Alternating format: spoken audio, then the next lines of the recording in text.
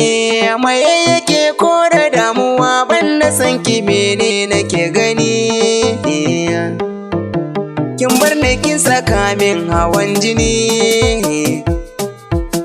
Ke kika ce da ni zaki ban ruwa na so ya kaudar da damuwa.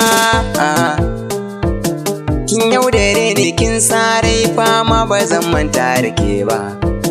Ke kika ce da ni ko kin girma ba za ki yada ni ba. Hakan ya sanya ko da zan so ma ban gaza agadi ba.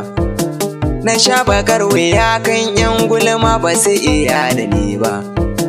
Ashe kina ganin wata 'yar dama ba za ki je da ni ba. Dan tsaya haka babu komai, yaudara ki kuma da maimai.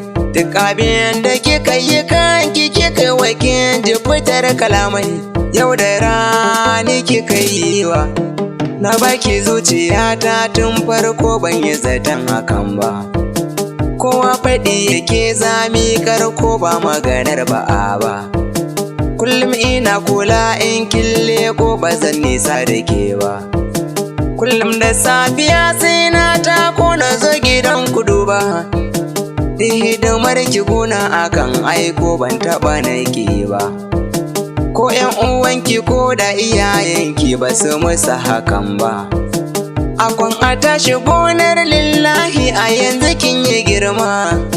Kin biya makiya sahi da masu yada gulma.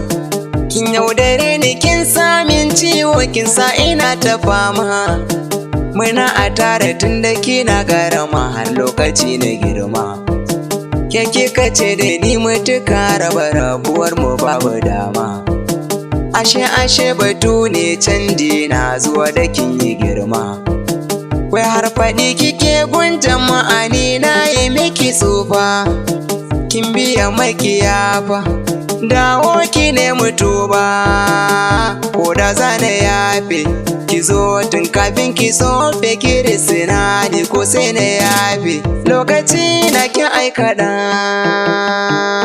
aikaɗa ne, tila zaki da na saniya.